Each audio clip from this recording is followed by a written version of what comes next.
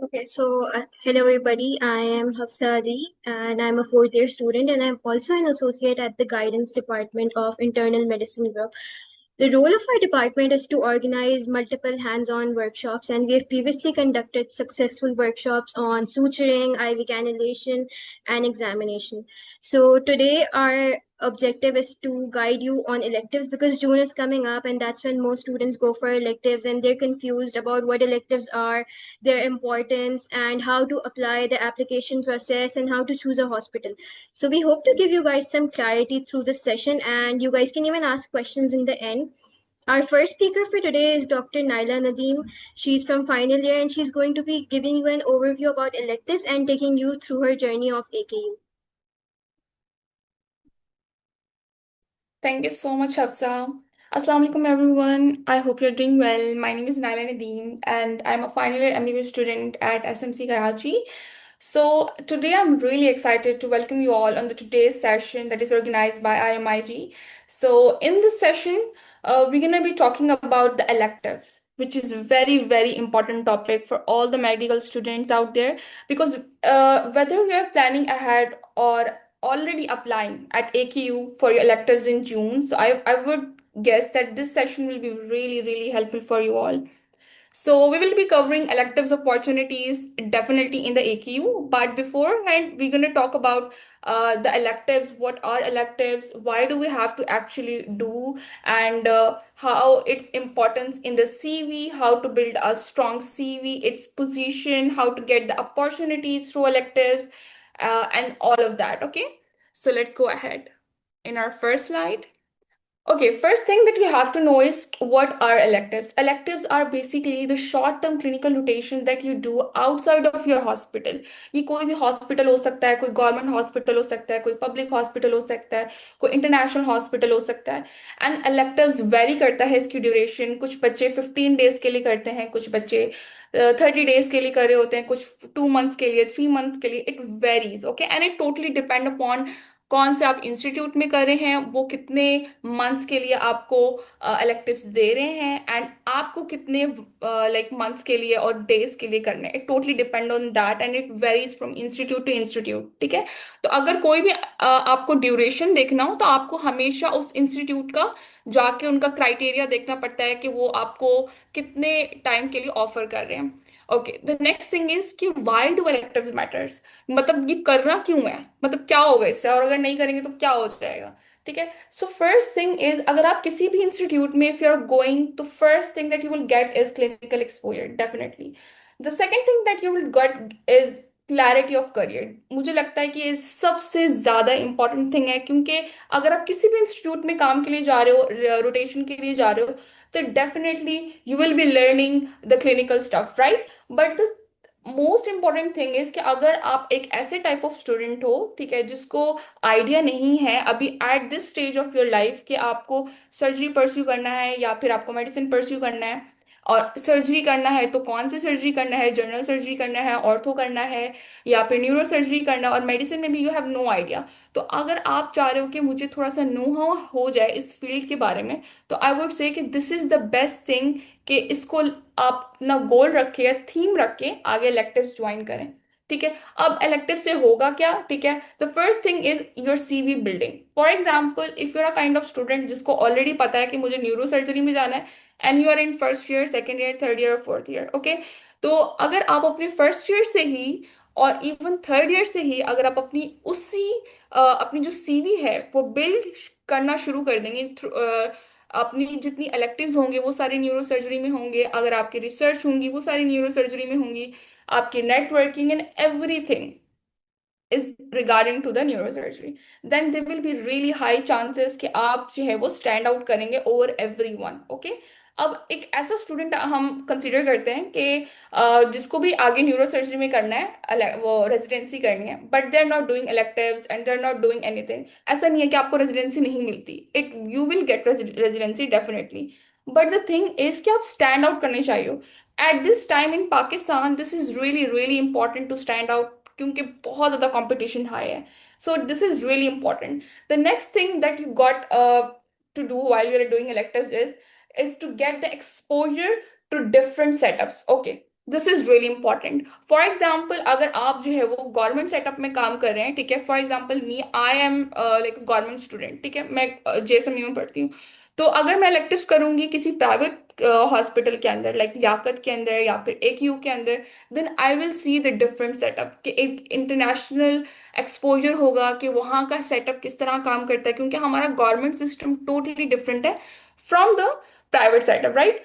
तो इस तरह दिस इज द ऑल्सो एक काइंड ऑफ गोल हो सकता है आपका, कि मुझे ये चीज भी देखनी है।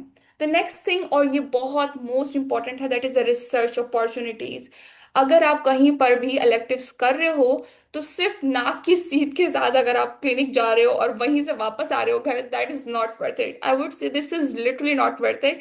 आई वुड से कि अगर आप इतने दूर इलेक्टिव्स के लिए जा रहे हो, अपना टाइम, लाइक लिटरली, अगर कोई इंसान अपनी समर वेकेशन किसी को दे रहा है ना, तो they have to get it something back in return, right? हमें वो भी कुछ ज्यादा ही चाहिए।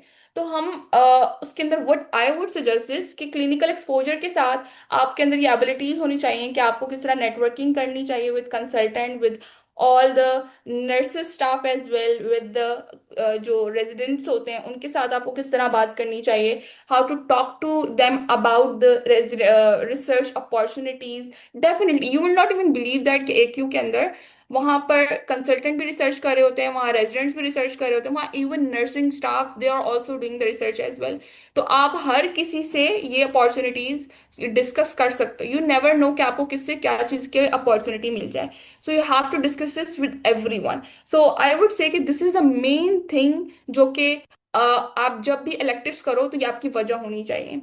ओके, इसके साथ साथ जो extra benefits that you get is LORs of course, the certificate of course, ठीक है, ये तो सबको ही मिलेगा, ठीक है। बट द थिंग इज, अगर आप जो है एक इंटरनेशनल एस्पिरेंट हो for USMLE PLAB and all of that, then electives plays a really important role. Okay, अब हम आगे चलते हैं टाइप्स ऑफ electives पे। ओके, टाइप्स ऑफ इलेक्टिव्स होते हैं डिफरेंट। मैंने आपको जैसे बताया कि पब्लिक हॉस्पिटल में हो सकते हैं, प्राइवेट हॉस्पिटल के अंदर हो सकते हैं, इंटरनेशनली US की इज फॉर ओनली स्टूडेंट जो कि सोच रहे हैं प्लैब के लिए, USMLE के लिए, या इस तरह की जितनी भी रेजिडेंसी अब्रॉड है उनके लिए सोच रहे हैं, तो उनके लिए इंटरनेशनल US कीज हैं। बट हम यहाँ पे, हमारा आज का टॉपिक ये नहीं है। आज का जो हमारा टॉपिक है that is types of electives in public and private hospitals, ठीक है। हम अगर एक ऐसे स्टूडेंट्स की बात करते हैं, okay, they are studying in the private sector, तो वो प्राइवेट सेक्टर वाले बच्चे क्या करेंगे, वो they wanted to know how the government sector works, तो वो वहां पर इलेक्टिव्स करेंगे। फॉर एग्जांपल, लियाकत के बच्चे JSMU आ रहे हैं for the electives, okay, and JSMU के जो गवर्नमेंट सेक्टर के स्टूडेंट्स हैं, they are going to Liaquat और they are going to the AQ for the private setup का स्ट्रक्चर समझने के लिए, कि उनका किस तरह वर्जन है, उनका क्या सिस्टम है, उनकी किस तरह सब कुछ वर्क करता है। ओके, आई गेस कि मैंने आपको अच्छे से एक्सप्लेन कर दिया। अब हम आते हैं राइट एक्सपेक्टेशंस के ऊपर, कि जब भी आप इलेक्टिव्स करो तो आपके लाइक क्या एक्सपेक्टेशंस होनी चाहिए, एंड आपको क्या रियलिटी चेक्स मिलने चाहिए। Okay, so the first thing जो आपको पता होनी चाहिए ना, कि क्लिनिकल एक्सपोजर तो आपको मिलेगा ही मिलेगा, ठीक है। जो मैंने आपको बताया कि आप कहीं पर भी क्लिनिक पे जा रहे हो, तो clinical exposure is like the first thing that you got, okay. Second thing is, अगर आप वहां जा रहे हो, तो मैंने आपको पहले भी बताया, you have to do the networking. Networking is really really important, ठीक है। Networking will take you the places that you never imagine, I am telling you. Okay, second thing is, you will get the research opportunities. You have to talk to people about research, you have to talk to them about their goals, ये क्या कर रहे हैं, आगे क्या उनका plan है, आप उनसे कुछ सजेशंस ले सकते हो, आप उनके इंटरेस्ट पूछ सकते हो, to get the really genuine connections, okay. The next thing is, अब आपको थोड़ा सा रियलिटी चेक देते हैं। क्या एक ऐसा स्टूडेंट, ठीक है, हम दो ऐसे स्टूडेंट्स की बात करते हैं, ठीक है, जो कि एक इलेक्टिव्स कर रहा है और दूसरा एक जो इलेक्टिव्स नहीं कर रहा, ठीक है। एक ऐसा स्टूडेंट जिसने अपने पूरे 5 साल सारी समर वेकेशंस के अंदर इलेक्टिव्स किए हैं, और एक ऐसा स्टूडेंट जिसने एक भी इलेक्टिव्स नहीं किए, they are both applying for the residency, ठीक है, for example in the neurosurgery, ठीक है।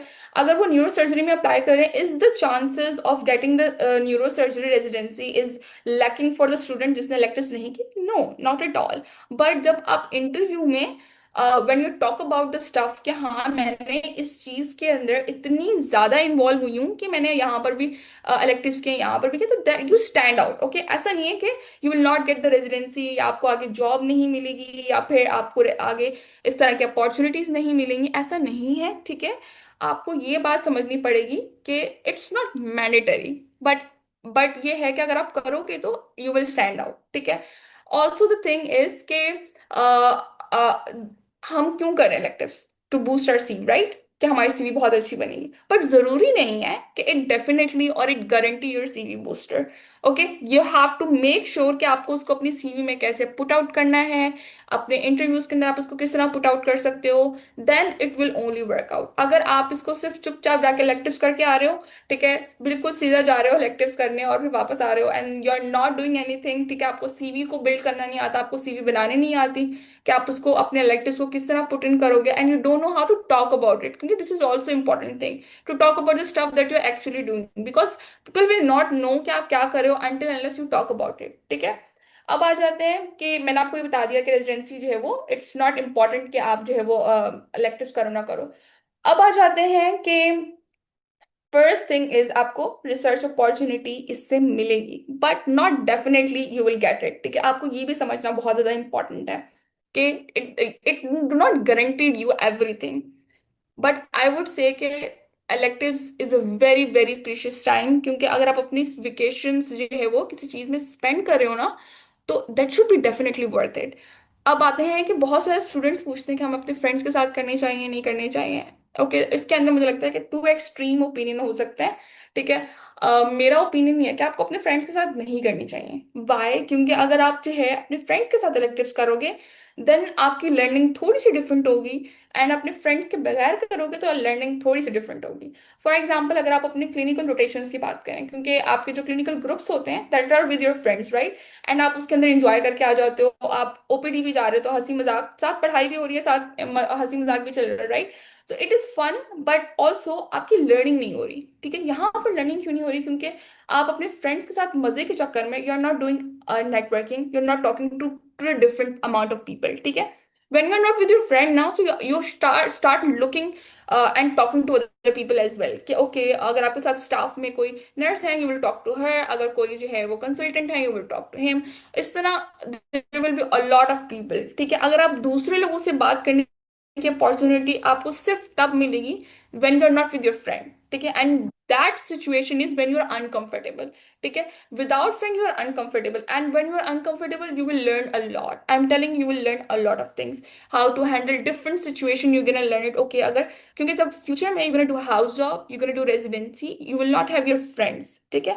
तो अगर आपको पहले से पता होगा how to cope up without your friends, तो it's more important, क्योंकि मैंने आज तक देखा है कि like even girls, what they do is even when they're going to the washroom they say okay please please मेरे साथ चलो। okay, so I would say कि अभी हम नेक्स्ट चीज मूव कर जाते हैं। Okay, the next thing is के आखान हॉस्पिटल के अंदर electives, how you gonna get it, why you have to do it. Okay, so the next thing is, can you move the slide? Okay, अब हम जो first thing हम discuss करेंगे कि what is Aga Khan. We all know कि AQ is one of the Pakistanis most prestigious international medical center, definitely it has international standards, ठीक है। and nobody wants कि भाई हम and everybody wants, sorry, everybody wants कि इनका उनका जो वर्क प्लेस है it should be look like that, can you see the slide? and everybody wants definitely। अब हम आते हैं कि why you should choose AQ। First thing is it is top rank, तो डेफिनेटली हर बंदा चाह रहा है कि हम जो है वो इस हॉस्पिटल के अंदर electives करें, because we want to know कि how the system works. They have a really structured teaching, every week उनकी कोई ना कोई सेमिनार हो रहा होता है, उनकी मीटिंग्स हो रही होती है एक हर डिपार्टमेंट की अलग से। In networking you will get the international standards के जो डॉक्टर्स हैं, कंसल्टेंट हैं, रेजिडेंट्स हैं, you will talk to them, you can get a lot of opportunities with that. Research opportunities भी आपको उससे मिल सकती हैं, आई वुड से आपको बहुत ज्यादा अपॉर्चुनिटीज मिल सकती हैं if you know how to work it well. Okay, अब आ जाते हैं कि एक्यू का एप्लीकेशन का प्रोसेस क्या होता है, जो कि मोस्ट आस्क क्वेश्चन है मुझसे, और मुझे लगता है कि ये सबको पता होना चाहिए, और हमने कोशिश की है कि हम इसको स्लाइड में सबसे अच्छे से इनपुट कर सकें।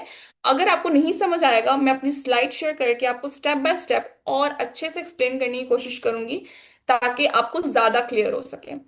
ओके, फर्स्ट आपने क्या करना है, आपने गूगल पे जाना है, गूगल पे you have to visit the site of AQ। Okay, आपने लिखना होगा AQ electives।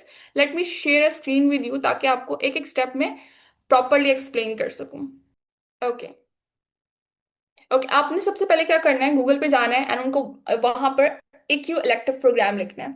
जब आप ये क्लिक करेंगे, नेक्स्ट थिंग जो आएगी, दिस इज दिस स्लाइड। उसके अंदर इन्होंने इलेक्टिव प्रोग्राम के बारे में हर चीज लिखी हुई है, एवरी सिंगल डिटेल। ये पेज ओपन होगा। इस पेज ओपन होने के बाद आपने देखना है कि इसके राइट कॉर्नर पे लिखा हुआ है elective application. I tried my best कि मैं आपको एक एक स्टेप बता सकूं, इसलिए मैंने सारे टैब्स ओपन किए हुए हैं कि मैं आपको एक्सप्लेन कर सकूं विद एवरी स्टेप के क्या बोला हुआ है। जब हम उसके ऊपर क्लिक करेंगे, इलेक्टिव एपीपी स्टूडेंट सेक्शन, ठीक है, इसके अंदर क्या होगा कि इन्होंने एक एक चीज डिटेल दी हुई है कि आपको क्या एलिजिबिलिटी क्राइटेरिया है एंड हर एक एक स्टेप इन्होंने इसके अंदर लिखा हुआ है। मुझे लगता है कि अगर आपने कोई सेशन में नहीं लेना ना, आपने सिर्फ ये वाला पैराग्राफ और ये वाला पूरा रीड कर लिया, तो you will get to know, क्योंकि इन्होंने बहुत अच्छे से एक्सप्लेन किया हुआ है कि आपको किस तरह अपनी एप्लीकेशन को सबमिट करना है। फर्स्ट थिंग और जो फर्स्ट स्टेप है इसके अंदर, आपने अपना स्केड्यूल देखना है। इलेक्टिव रोटेशन स्केड्यूल 2026 ऑलरेडी आ चुका है। हमारे जो फॉर्म्स यानी छुट्टियां होती हैं जेएसएमयू की, दैट इज इन जस्ट जून, ठीक है। तो जून के लिए अगर आप अप्लाई करें, so you have to make sure कि आपने मार्च के अंदर फॉर्म सबमिट कर दियो, जो कि इसके अंदर लिखा हुआ है ऑलरेडी। इन्होंने हर एक मंथ ऑफ रोटेशन के साथ और उनकी एप्लीकेशन पीरियड भी लिखा हुआ है कि आपको उसका एप्लीकेशन पीरियड कौन से टाइम पीरियड में आपने सबमिट करना है। सो नेक्स्ट थिंग इज, आपको कौन कौन से डॉक्यूमेंट्स चाहिए होंगे for for your application process. I would से आपकी पिक्चर, ठीक है, जो कि पासपोर्ट साइज की होगी, आप उसकी पीडीएफ अपने पास सेव कर लीजिएगा, जेपीजी और एनीथिंग, ठीक है, your CNIC, your all transcripts, ठीक है, एंड द एप्लीकेशन फी। अब एप्लीकेशन फी क्या है, let me tell you. Application fee is 5,000 rupees for the AQU, जो कि आपको गारंटी नहीं करता कि आप you will get the electives और नॉट। अब पीपल विल से कि इज इट वर्थ इट और नॉट, हम इसको एंड में डिस्कस करेंगे, but the first thing is हम सिर्फ देख रहे हैं कि एप्लीकेशन को फिल आउट कैसे करना है। यहाँ पे लिखा हुआ है पे ऑनलाइन एंड क्लिक हियर। आपने इस पे क्लिक करना है, 5,000 को ऑनलाइन पे करना है। उसका जो वाउचर आएगा आपने उसको अपने पास सेव करके, आपने आपके पास अब कौन कौन से डॉक्यूमेंट्स हो गए, आपके पास एक फोटो हो गई, आपके पास सीएनआईसी हो गया, आपके पास सारी ट्रांसक्रिप्ट हो गई। आपने जो 5,000 रुपीज आपने ऑनलाइन पे किए हैं, उसकी भी उसकी जो लाइक वो होगा, जो भी फी वाउचर होगा वो आपके पास होगा। इसके अलावा there is one another document जो आपको चाहिए होता है, that is verification from your university. यहाँ पर ही ये ऑप्शन है, स्टार्टिंग में ही, verification form medical allied health students, ठीक है। हम जो ए लेवल्स वाले बच्चे इलेक्टिव्स के लिए अप्लाई करते हैं, उनके लिए सेकंड वाला ऑप्शन आपने यूज चूज करना होगा, but we are applying for like as a medical students, तो हमें फर्स्ट वाला ऑप्शन टेक करना है। इसके बाद you will get to see this form. आपने इस फॉर्म को प्रिंट आउट करना है खुद से, ठीक है। इसको प्रिंट आउट करके आपको अपने प्रिंसिपल से साइन करवाना है। I would say in our university what you have to do is, आप स्टूडेंट अफेयर्स जाएंगे, वो आपको साइन करके देंगे। टोटली डिपेंड्स के प्रिंसिपल की अवेलेबिलिटी, वो आपको एक दो दिन में साइन करके दे रहे हैं, एक हफ्ते में साइन करके दे रहे हैं, 15 दिन में साइन करके दे रहे हैं। तो आई वुड से कि ये सारे जो काम है आपको पहले से करके रखनी चाहिए if you want to get electives in your like department. अब प्रिंसिपल से साइन होकर आ गया, ठीक है, प्रिंसिपल से ये फॉर्म आ गया, आपने क्या करना है, इसकी पिक्चर लेनी है। पिक्चर लेके भी आपके पास ये भी एक अलग से डॉक्यूमेंट आ गया। अब हमने क्या किया था, हमारे पास ये सारे डॉक्यूमेंट्स आ गए थे। अब इन सब डॉक्यूमेंट्स को हमने पीडीएफ फॉर्म में कन्वर्ट कर दिया है, ठीक है। यहाँ तक मैंने आपको एक्सप्लेन कर दिया, ये सारे डॉक्यूमेंट्स हो गए एंड साथ में जो वेरिफिकेशन फॉर्म वाला हो गया। अब आपने एप्लीकेशन को ओपन करना है, ये सारे अपलोड करने हैं, और आपने अपने ही जो आपकी प्रायोरिटी वाइज जो आपके वो हैं वार्ड्स हैं, वो आपने सेट करने हैं कि आपको कौन से प्रायोरिटी में इलेक्टिव्स चाहिए। यहाँ पे इन्होंने बहुत ही क्लियरली एलिजिबिलिटी क्राइटेरिया के अंदर लिखा हुआ है कि अगर आपकी लाइक अगर आपकी CGPA इज 3 अबव और 70% अबव, क्योंकि कुछ इंस्टीट्यूट्स में इट्स सेमेस्टर वाइज, तो उनका अगर परसेंटेज क्राइटेरिया है तो इट शुड बी 70+। अगर उनका जीपीए है तो इट इज 3+। अगर तो उनकी कोई प्रोफेशनल एग्जाम्स हैं या ए लेवल्स हैं, उनका एग्रीगेट 30+ होना चाहिए। यहाँ पर एक अच्छी बात है कि if you are student of A levels, even you can join in as a pre med as well. यहाँ पर the next thing is, you can not do electives as a first year and second year students, but if you are done with your second professional exams, then you are eligible to do your electives, okay. अब यहाँ पर इन्होंने already दिए हुए हैं कि कौन कौन से डिपार्टमेंट में आप अप्लाई कर सकते हैं। अगर आपके पास ट्रांसक्रिप्ट आपके हाथ में है ना, then you can apply for that department. For example हमारे साथ ये हुआ था कि हमारे साथ कुछ स्टूडेंट्स थे, हमें फोर्थ ईयर में अप्लाई करना था, बट हमारे पास थर्ड ईयर की ट्रांसक्रिप्ट थी। तो ऐसा भी होता है कि फिर आपको थर्ड ईयर वाले ही वर्ड्स को देखना पड़ता है। कुछ टिप्स एंड ट्रिक्स भी हैं, वो भी मैं आपको एंड में बताऊंगी कि उनको कैसे वो करना है, कोप अप करना है। अब आ जाते हैं हम नेक्स्ट प्रोसेस पे। आपने एप्लीकेशन फॉर्म फिल आउट कर दिया है, ठीक है। अब एप्लीकेशन सबमिट हो गया। सबमिट करने के बाद you will get a verification mail. It may be take 20 minutes, 30 minutes, 1 घंटा, ओके। उसमें आएगा कि आपका एप्लीकेशन एक्सेप्ट हो गई है, ठीक है। एंड उसके अंदर they will give you the tracking code. Tracking code को आप यहाँ पर ऐड कर सकते हैं और चेक कर सकते हैं कि मेरी एप्लीकेशन कहाँ तक प्रोसेस हुई है, ओके। क्या कुछ प्रोग्रेस हुई है या नहीं हुई आगे। आप इसको डेली या कुछ टाइम बाद वीकली आप इसको चेक कर सकते हैं। अब आ जाते हैं कि for example after 15 days or maybe the 20 days you would get the confirmation mail from the AQ कि you are selected for this month, ठीक है। फॉर एग्जाम्पल हम एग्जाम्पल लेके चलते हैं। फॉर एग्जाम्पल अगर आप जो है वो जून के लिए यू गेट सिलेक्टेड। अफसर can you share the slide please. Okay, for example अगर आपको जून के लिए सिलेक्ट कर लिया गया, उसके अंदर उस मेल के अंदर there will be your tracking code, there will be your tracking code जो मैंने आपको बताया, जिसमें आप अपना क्लिक कर सकते हो। ट्रैकिंग कोड के साथ साथ आपको इन्होंने एक फॉर्म दिया हुआ होगा, that is your applique confirmation form, ठीक है। उसको क्या करना है, आपको उसको प्रिंट आउट करवाना होगा। उसके 4,000 चार्जेस होते हैं, that is your confirmation spot, ठीक है। जो कि यहाँ पे लिखा हुआ है 4,000 for confirmation spot. If you're kind of student जिसको हॉस्टल में भी रहना है तो उसके एक्स्ट्रा 41,000 होते हैं, that you have to pay. But if you are not using hostel then you have to let it go, okay. अब ईमेल आ गया, आपने email, okay. For example if you are not watching the email regularly then they will also call you, ठीक है। तो उसमें परेशानी वाली बात नहीं, अगर मेल नहीं आती तो फिर भी दे विल कॉल यू, ओके। अब एक स्टूडेंट ऐसा बोलेगा, ठीक है, फॉर एग्जाम्पल कि I have paid 5,000 rupees but मुझे कंफर्मेशन मेल नहीं आया for the month of June. अब मैं क्या करूं, मेरे 5,000 जाया हो गए। It's not like that, okay. But एक you process look like is कि अगर तो उनको उनके पास जून के स्पॉट नहीं अवेलेबल तो they will call you for July, और maybe they will call you for August, और maybe call you for September, ठीक है।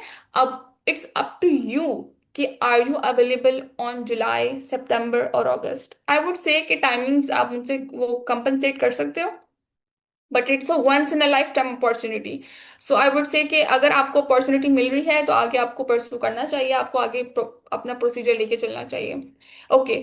आपने अपने कंफर्मेशन लाइक जो चार्जेस थे वो पे कर दिए हैं, आपको कंफर्मेशन कॉल आ गई है कि ओके आप जो है वो 1 जुलाई से आप आ सकते हैं, ठीक है। या मे बी 28 और 29 को आ सकते हैं और अपना आके आईडी कार्ड जा आकर वो कर लें, लाइक सब आके ले लें।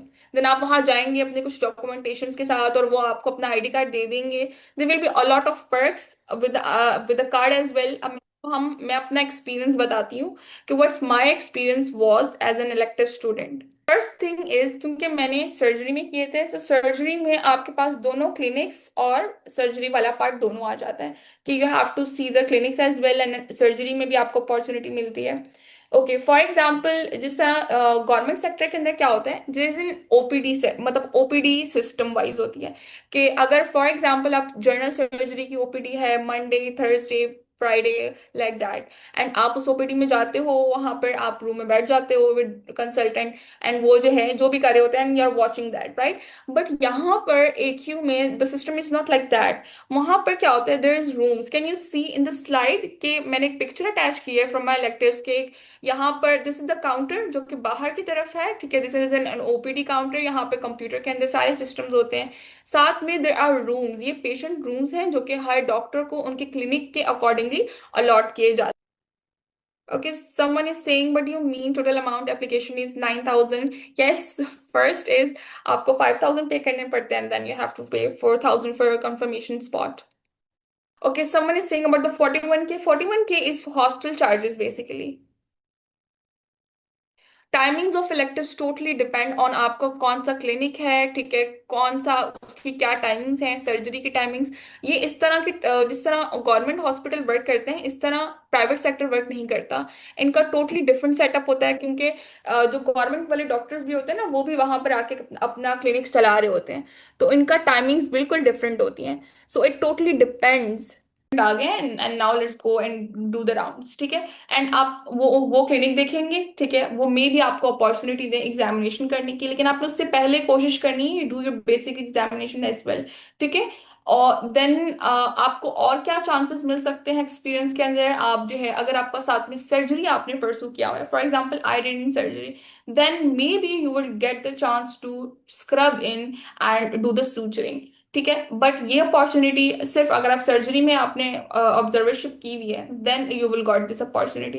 एंड ये भी it totally depend from surgeon to surgeon, ठीक है। एंड आपके ऊपर भी डिपेंड करता है कि आपके किस तरह का रिलेशन है विद दैट कंसल्टेंट, आप किस तरह परफॉर्म कर रहे हैं, ठीक है। अगर आप हर चीज में इंटरेस्टेड होंगे एंड आप खुद से चीजें जो है वो इन्वॉल्व कर रहे हैं और वो हर चीज आप क्वेश्चंस कर रहे हैं और हर चीज में इन्वॉल्व हो रहे हैं, then you will get the opportunity to scrub in, ठीक है। And even you got the opportunity to scrub in, suturing मिलना सिर्फ तब आपको तब मिलेगी जब आपको ऑलरेडी सूचरिंग आती होगी।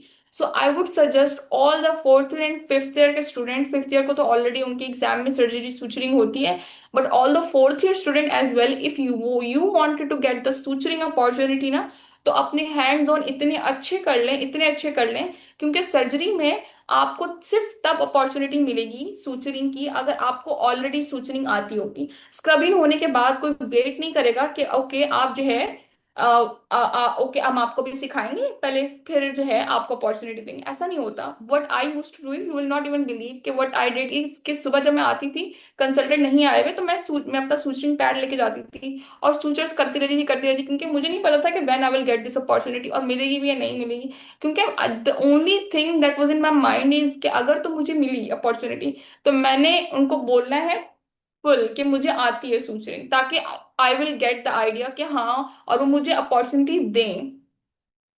Okay, the next thing is, अब हम नेक्स्ट थिंग भी चलते हैं कि टिप्स वगैरह क्या हो सकती हैं, ठीक है, regarding to the application process, ठीक है। फर्स्ट थिंग इज, मैंने आपको वहां तक बताया था कि अगर तो आपको एप्लीकेशन आपने कंफर्मेशन मेल आ जाती है, फॉर एग्जांपल अगर आपको कंफर्मेशन मेल आई है एंड आपको अपने ही उसके अंदर डिपार्टमेंट के अंदर नहीं मिली, for example your first priority वो सर्जरी एंड उसके अंदर आपको नहीं इलेक्टिव्स मिले, आप किसी और डिपार्टमेंट में मिले, तो this is the one tip that I will give you, is कि अगर आप उनके कंसल्टेंट को अगर आप मेल करते हैं, ठीक है, एंड एक को नहीं, आप क्या पता रेजिडेंट को कर दें, आपको जहां से भी मेल उनके मिल रहे हैं, अगर आपको मेल नहीं मिल रहे, अगर आप उनके पास जाके भी बात कर रहे हो, ठीक है, तो भी maybe you will get a chance to do the electives in that department as well, and it literally works. When I was doing the electives I see a lot of students there जो कि जिनको इस तरह के electives मिली थी। Okay, बाकी सब जो बातें इसके अंदर लिखी हुई हैं कि आपको जल्दी आना है और टाइम पे आना है, क्लिनिक के बेसिक चीजें आपको आनी चाहिए, आई थिंक ये ऑलरेडी सबको पता है। Okay, some people are saying why can not we go for surgery in fourth, we can, who says we can not. Okay, electives in JSMU आपको मिल सकते हैं अगर आप JPMC में हैं, तो I but I would not recommend. About the tips already बिल्कुल basic चीजें हैं कि आपको हर किसी को रिस्पेक्ट करना है, खुद इनिशिएटिव लेने हैं, आपको हिस्ट्री आपने लाइक लेनी पड़ेगी, एग्जामिनेशन आप हर चीज खुद जाकर करो, खुद खुद इनिशिएटिव्स लेने हैं आपने। अगर आप इनिशिएटिव नहीं लोगे तो बस सिर्फ सुमन बुकमुन बन के जाओगे, कुछ बोल नहीं रहे, कुछ सुन नहीं रहे, तो उनको क्या लगेगा किस तरह का स्टूडेंट आया हुआ है। Okay, as a second year students already criteria, आप जब वेबसाइट खोलोगे हर क्राइटेरिया लिखा हुआ है, सेकेंड ईयर के स्टूडेंट्स किस चीज में अप्लाई कर सकते हैं, थर्ड ईयर के किस में कर सकते हैं, एंड फोर्थ ईयर किस किस में कर सकते हैं। If you are done with your final year, यानी कि आपके प्रॉफ्स हो गए, then you are not eligible to do. Also one thing I forgot to mention कि electives is only applicable if you are under. अगर आप post grade में आ गए हो then that is count as observership या कुछ और, ठीक है, but electives is only you do it in the undergrad. Can we do electives in AQ only once? No. आप हर टाइम कर लो, हर वेकेशन में कर लो। एनओसी की जरूरत नहीं होती, बाकी हर उनके अंदर एनओसी की जरूरत पड़ती है, बट इसके अंदर एनओसी की जरूरत नहीं, क्योंकि इसका ऑलरेडी एक वेरिफिकेशन फॉर्म है जिसको आपको प्रिंसिपल से साइन करवाना पड़ता है। General surgery is totally worth it. I'm telling you, if you got the opportunity to go for general surgery in AQ, that would be the best department to go in. Okay, electives की तो मैंने आपको tips already दे दी हैं कि आप जो है वो मेल कर सकते हैं, डॉक्टर को मिल भी सकते हैं, क्योंकि I have seen some student जो कि जिन्होंने मेल नहीं किया था, उनको अपनी पसंद का electives का डिपार्टमेंट सिर्फ इस वजह से मिला था क्योंकि वो उन्होंने जाके बात की थी। तो I would say that also works. Also if you have connections with your father side से या मे बी योर फैमिली से, तो please use them as well because this works as well. Okay, so somebody is saying कि different consultant आते हैं तो you have to work with everyone. Okay, आपका पहले तो लाइक जब आपको कंफर्मेशन मेल आएगी ना, उसके अंदर आपके सुपरवाइजर का नाम लिखा हुआ होगा कि जिससे आपने बात करनी है, वो पूरा schedule they will tell you कि आपने एक दिन में कितने कंसल्टेंट के साथ काम करना है, ठीक है। I would say it totally depends, ठीक है, from consultant to consultant and from your supervisor to supervisor कि वो किस किस तरह के हैं। कुछ दिन इस तरह होते थे मेरे कि सुबह अगर आप मैं 8 बजे आई हूँ तो आई एम ऑफ लाइक 12 बजे। समटाइम्स सुबह 8 बजे से शाम 8 बजे तक रुकना पड़ता था अगर सर्जरी लेट है, क्योंकि इन AQ सुबह से सर्जरी चल रही होती है और रात तक चल रही होती है। इट्स नॉट लाइक JSMU के JPMC के अंदर लाइक सुबह OPD होती है और सुबह वो ऑपरेशंस होते हैं, बट AQ के अंदर इट्स लाइक 24/7 ही हर वक्त सब कुछ ही चल रहा होता है वहां पे। Thank you. Okay, so Assalamu alaikum and hello everyone. So first of all, I would like to thank IMIG for inviting me today. This is Barka Sajid and I'm a final year student. So first of all, I'll start by briefly walking you through the pathway to apply for an elective at Liaquat National Hospital, and then I'll share my own experience during the cardiology rotation as well as some practical tips so you can make the most of your elective. So for the application pathway, ideally you should begin 2 to 3 months in advance because they have very limited seats and they tend to fill up very quickly. The start dates are usually fixed, so you either start at the 1st or 15th of the month, or duration is typically around 4 weeks. आप request कर सकते हो for a 2 week rotation as well, but I think it's better अगर आप पूरा month rotate करो.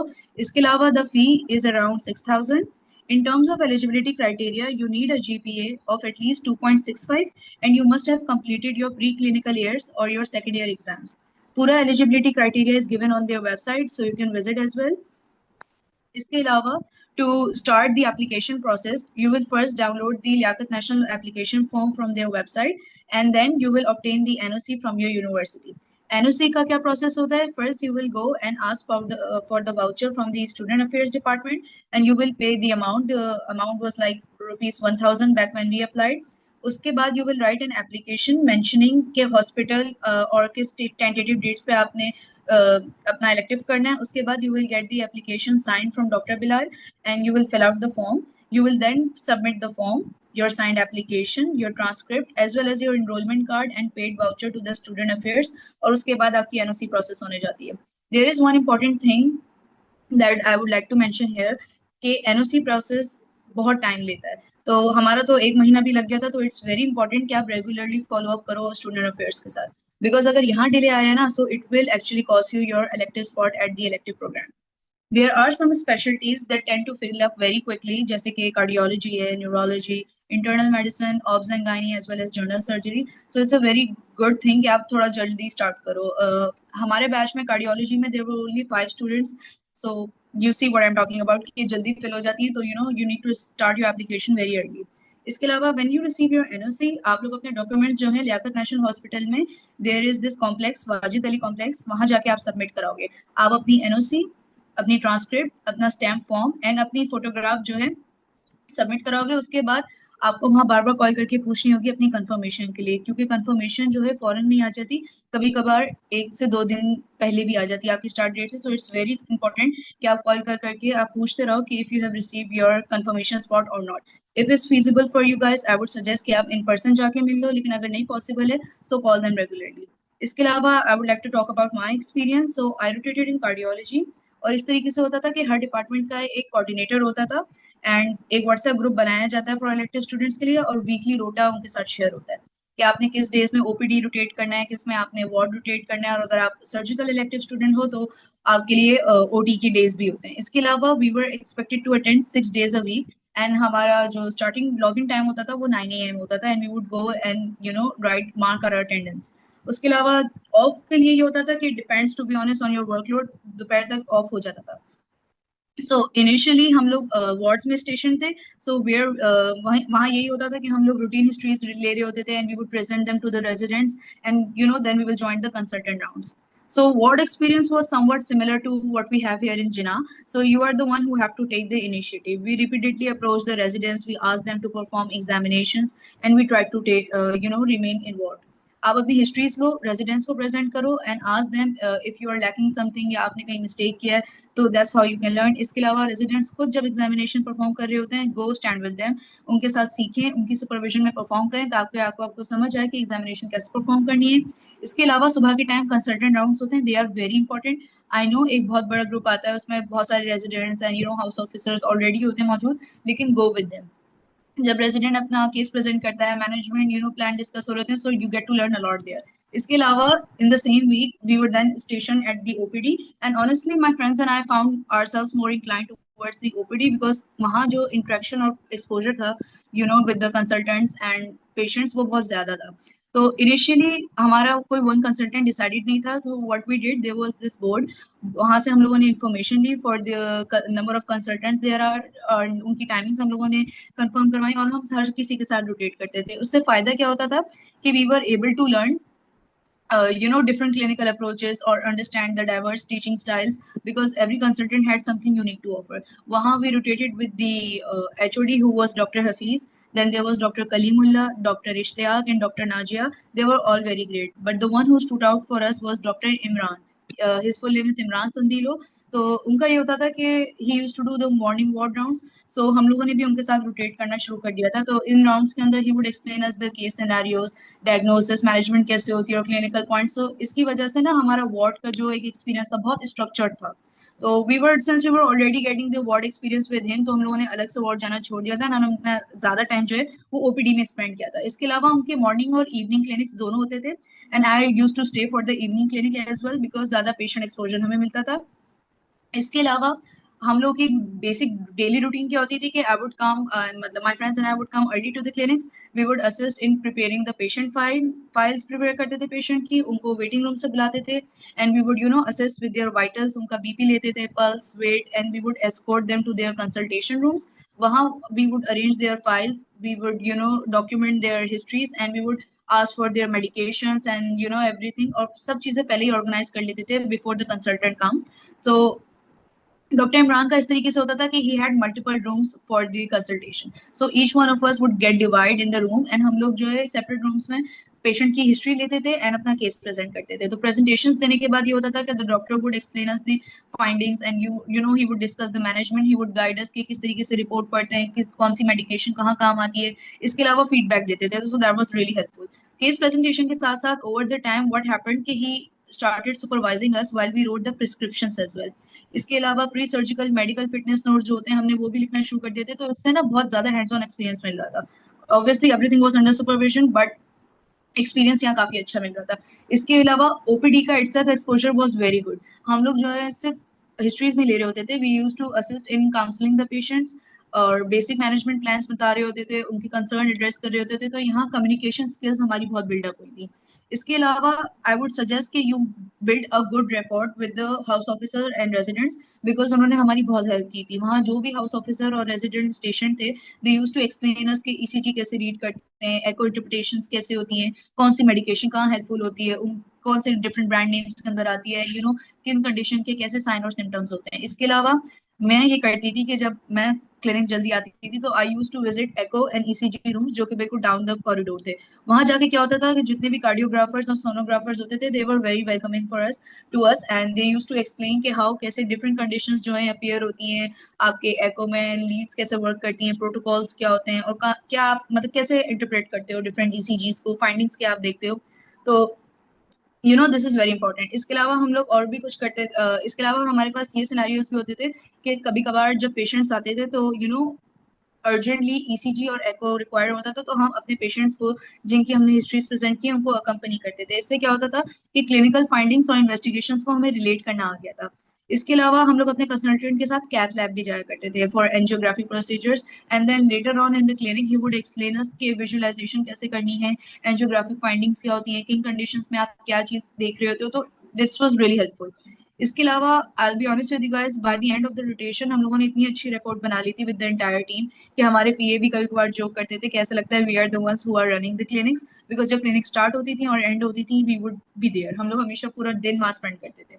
इसके अलावा I be really honest with you guys, आपका एक्सपीरियंस लियाकत नेशनल हॉस्पिटल पे टोटली आप पे डिपेंड करता है, आपको कोई गाइड स्टेप बाय स्टेप नहीं करेगा, आपने खुद एक्सप्लोर करनी है डिफरेंट डिपार्टमेंट, अपने डिपार्टमेंट के अंदर डिफरेंट रूम्स, आपने क्वेश्चंस पूछने हैं, you have to show interest. जब लोग खुद देखेंगे कि आप डिटर्मिनेशन शो कर रहे हो, they will be very willing to teach you and involve you. Letter of recommendation का इस तरीके से होता है कि we ask our consultant as well as the coordinator. तो कोऑर्डिनेटर ने हमें इशू किया था, एक जनरलाइज एलओआर रिसीव होता है unless you know the consultant personally, वरना जनरलाइज एलओआर ही मिला था। इसके अलावा there are some practical tips that I want to share कि अपने साथ एक छोटा बैग लेकर आया करें, बिकॉज एवरी डे संभालना उसको थोड़ा सा मुश्किल हो जाता है। अपने साथ एक डायरी रखें छोटी, और मल्टीपल पेन रखें, बिकॉज एक पेन कभी इनफ नहीं होता। इसके अलावा take your water bottle with you, the clinics can get busy.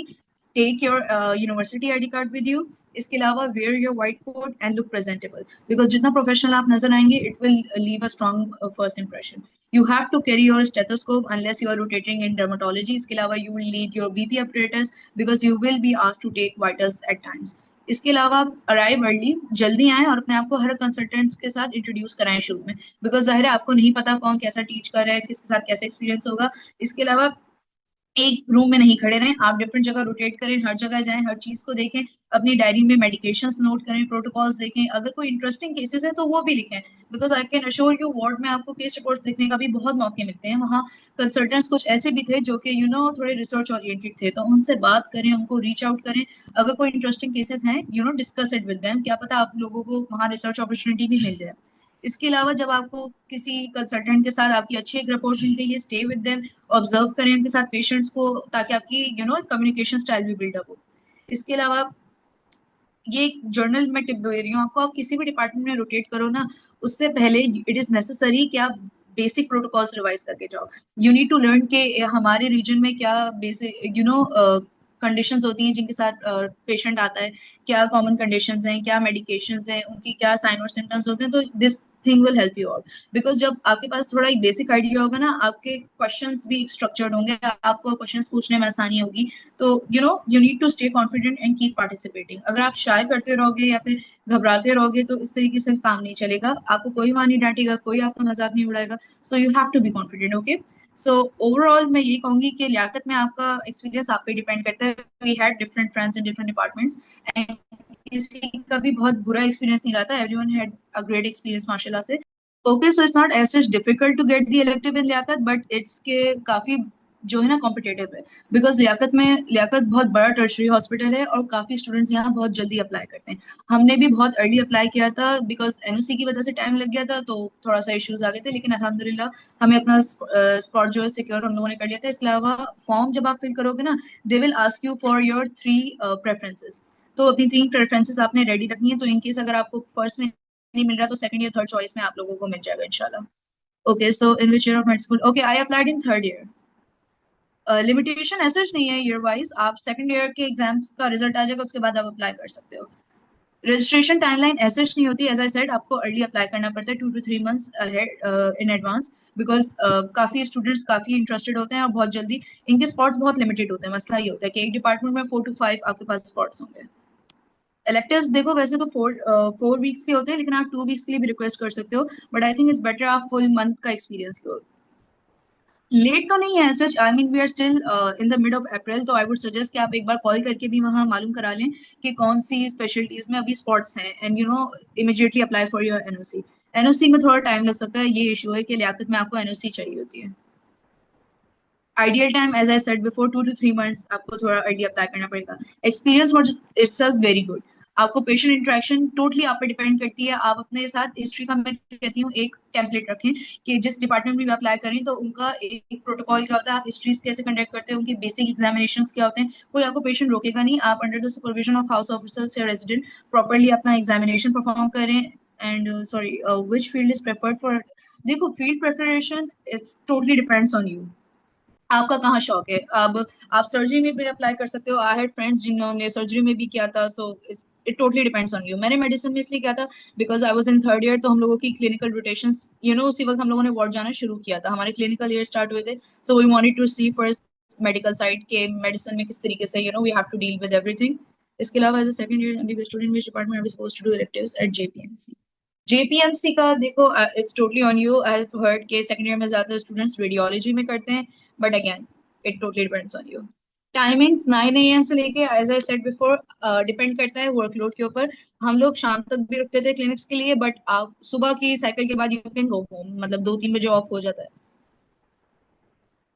Confirmation फी नहीं होती यहाँ, बस रजिस्ट्रेशन फी होती है 6,000 रुपीज, वो आप जाके सबमिट कराते हो। कैन वी लर्न अलॉट का ऐसे वही बात है, कोई जवाब नहीं है, इट डिपेंड्स ऑन यू।